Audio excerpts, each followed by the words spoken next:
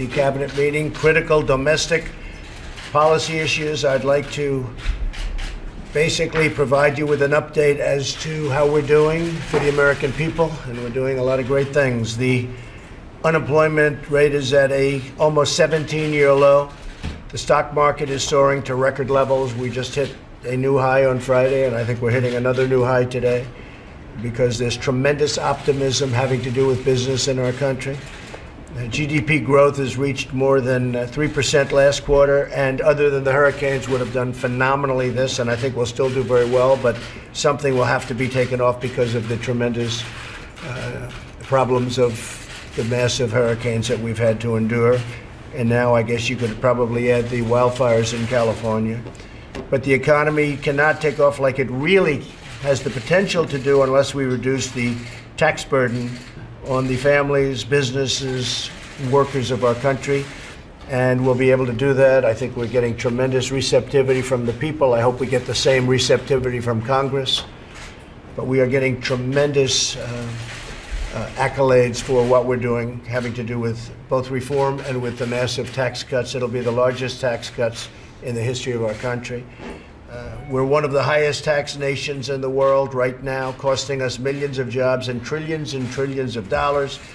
It's time to restore America's competitive edge and pass historic tax cuts to the American people. 1 point in GDP would be $2.5 trillion. Think of that, revenues. 1 point, we go up from 3 to 4. And when I began, we were in the ones. And now the last quarter, we were at 3.2%. And we're going up higher. But if we went, as an example, from 2 to 3 or from 3 to 4, we're talking about $2.5 trillion. And we're also talking about many millions of jobs. So we want to also reduce excessive government spending, and that's what we're working on at our cabinet meeting today. As we head into next year's budget season, I've asked Director Mulvaney to come up and find various savings in all of the departments that are gathered around the table, which is everybody. I need my cabinet to work with Director Mulvaney to fight these spending cuts, fight for them, and make sure that they happen. And we want to make the departments as lean and efficient as possible. At the same time, we're going to be departments with lots of heart. Lots of heart. One thing we're going to be looking at very strongly is welfare reform. That's becoming a very, very big subject, and people are taking advantage of the system, and then other people aren't receiving what they really need to live, and we think it's very unfair to them. But some people are really taking advantage of our system from that standpoint, and we are going to be looking very, very strongly, therefore, at welfare reform. It's going to be a very big topic under this administration, and it started already, and we have a lot of recommendations that we're going to be making, and you'll be hearing about them very shortly. The other thing we're doing that relates to people's lives is the prescription drug prices are out of control. The drug prices have gone through the roof, and if you look at the same exact drug by the same exact company, made in the same exact box and sold someplace else, sometimes it's a fraction of what we pay in this country. Meaning, as usual, the world is taking advantage of the United States. They're setting prices in other countries, and we're not. The drug companies, frankly, are getting away with murder. And we want to bring our prices down to what other countries are paying, or at least close, and let the other countries pay more, because they're setting such low prices that we're actually subsidizing other countries.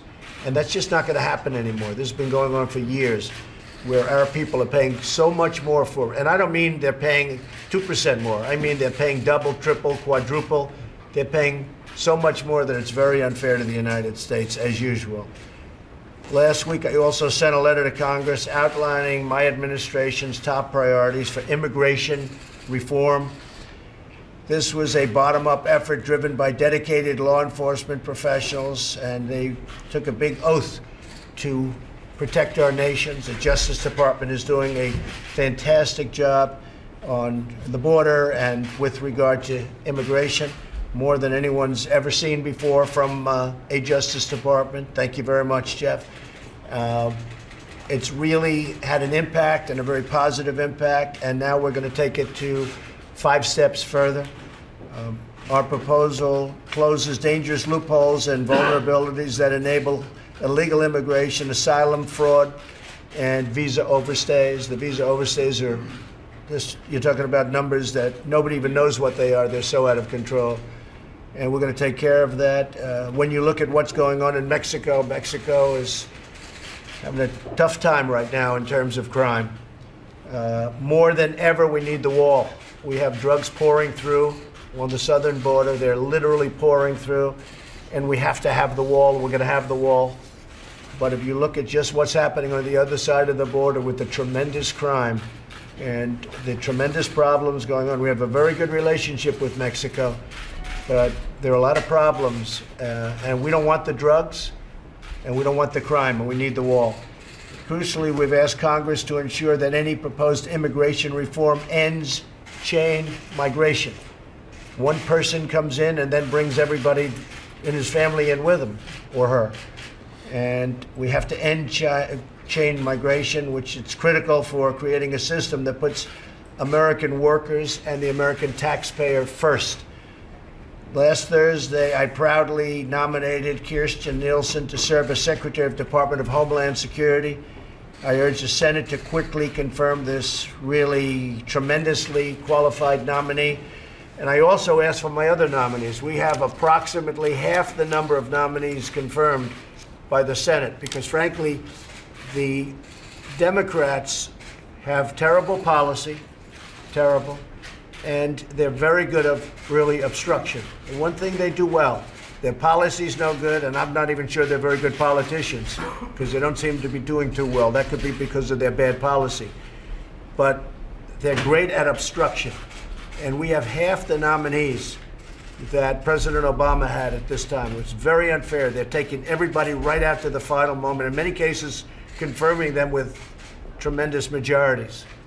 But they're bringing them out purposely. They're bringing them right down to the final. We have people that are totally qualified. They're going to pass, but they're going to have to wait a long time because it's total obstruction.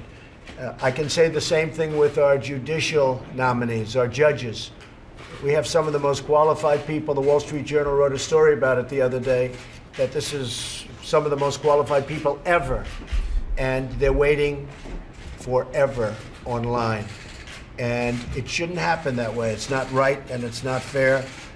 I want to thank Acting Secretary Elaine Duke for her leadership in responding to the catastrophic storms that have struck our nation and our territories. We've also issued a disaster declaration in California in response to the devastating wildfires like we've never seen.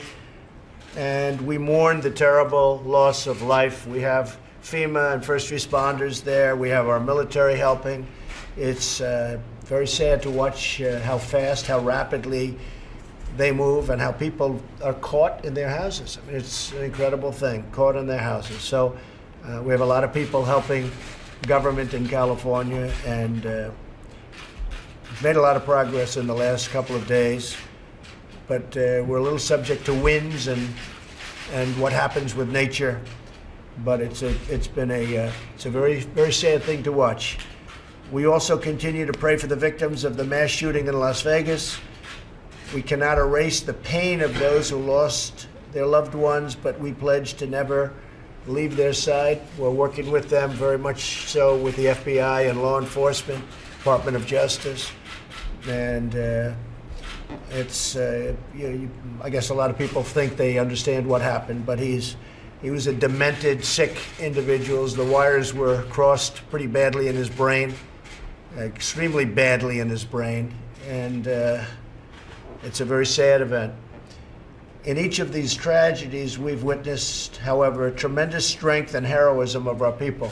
Each one of these tragedies that we've had, we have witnessed such strength and such heroism. When Americans are unified, no destructive force on earth can even come close to breaking us apart. We have a lot of work to do on behalf of our magnificent country and our extraordinary citizens.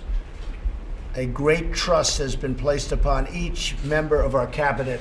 We have a cabinet that there are those that are saying it's one of the finest group of people ever assembled as a candidate, as a cabinet, and I happen to agree with that. Of course, I should agree with that. But I think we have an extraordinary group of people. around this table. This is a tremendous amount of talent. And I wouldn't say I was necessarily looking to be politically correct, although I ended up being politically correct because that was the right thing to do in every sense of the word. However, we have just gotten really, really great people. I'm very proud of them. So we're going to work on all of those things I just outlined and many more. We have the Iran deal that right now is being studied, and I think a lot of people agreed with what I did. I feel strongly about what I did. I'm tired of being taken advantage of as a nation. This nation has been taken advantage of for many, many years, for many decades, frankly, and I'm tired of watching it. But the Iran deal was something that I felt had to be done, and we'll see what phase 2 is. Phase 2 might be positive, and it might be very negative. It might be a total termination. That's a very real possibility. Some would say that's a greater possibility. But it also could turn out to be very positive. We'll see what happens. I thought the tone of the Iranian leaders was very modified, and I was happy to see that, but I don't know if that means anything. They're great negotiators. They negotiated a phenomenal deal for themselves, but a horrible deal for the United States. And we're going to see what happens. The healthcare, as you know, is moving along. Knocked out the CSRs. That was a subsidy to the insurance companies. That was a gift. That was, frankly, what they gave the insurance companies. Just take a look at their stocks. Take a look at where their stock was when Obamacare was originally approved and what it is today. You'll see numbers that anybody, if you invested in those stocks, you'd be extremely happy. And they have given them a total gift. They have given them, you could almost call it a payoff. And it's a disgrace. And that money goes to the insurance companies. We want to take care of poor people. We want to take care of people that need help with health care. And that's what I'm here to do. And I'm never going to get campaign contributions, I guarantee you that, from the insurance companies, but a lot of other people got them. You look at the Democrats, take a look at that. Take a look at how much money has been spent by the Democrats and by the health companies, on politicians generally, but take a look at the coffers of the Democrats. So the CSR payments has actually brought Republicans and Democrats together, because we got calls, emergency calls, from the Democrats, and I think probably the Republicans were also calling them, saying, let's come up with at least a short-term fix of health care in this country. And the gravy train ended the day I knocked out the insurance company's money, which was last week. Hundreds of millions of dollars a month handed to the insurance companies for very little reason, believe me. I want the money to go to the people. I want the money to go to poor people that need it. I want the money to go to people that need proper health care, not to insurance companies, which is where it's going. As of last week, I ended that. So we have a lot of interesting things to do. I'm meeting with Mitch McConnell in a little while for lunch. I think we're going to say a few words on the steps after that. I know you won't have any questions. And pretty much that's it. Enjoy yourselves, folks, and I'll see you out there with Mitch McConnell. Thank you very much. Mr. President, Okay, do you thanks, approve of everyone. Steve Bannon's war on Thank you. Mitch McConnell and the Thank you, Republican John. establishment? Well, Steve is very committed. He's a friend of mine, and he's very committed to getting things passed. I mean, look, I have, despite what the press writes, I have great relationships with actually many senators, but in particular with most Republican senators. But we're not getting the job done. And I'm not going to blame myself, I'll be honest. They are not getting the job done. We've had health care approved, and then you had a surprise vote by John McCain. We've had other things happen, and they're not getting the job done. And I can understand where Steve Bannon's coming from, and I can understand, to be honest with you, John, I can understand where a lot of people are coming from, because I'm not happy about it, and a lot of people aren't happy about it. We need tax cuts. We need health care. Now, we're going to get the health care done. In my opinion, what's happening is, as we meet, Republicans are meeting with Democrats because of what I did with the CSRs, because I cut off the gravy train. If I didn't cut the CSRs, they wouldn't be meeting. They'd be having lunch and enjoying themselves, all right? They're right now having emergency meetings to get a short-term fix of health care, where premiums don't have to double and triple every year like they've been doing under Obamacare, because Obamacare is finished. It's dead. It's gone. It's no longer, you shouldn't even mention, it's gone. There is no such thing as Obamacare anymore. It is and I said this years ago, it's a concept that couldn't have worked. In its best days, it couldn't have worked. But we're working on some kind of a short-term fix prior to the Republicans getting together, maybe with some Democrats. Again, it's obstruction, but maybe with some Democrats to fix health care permanently. So I think we'll have a short-term fix with Republicans and Democrats getting together. And after that, we're going to have a successful vote because, as you know, we were one vote short, and I think we have the votes right now, whether it's through block grant or something else, block granting the money back to the states, which does seem to make sense where the states run it, because it's a smaller form of government. They can be more individually sensitive. So that'll happen fairly shortly. As soon as we have the next reconciliation, I think we'll get the vote for health care. I feel very confident of that. I think we already have the vote for health care. Sadly, the Democrats can't join us on that, which will be the long-term fix. But I do believe we'll have a short-term fix because I think the Democrats will be blamed for the mess. This is an Obamacare mess.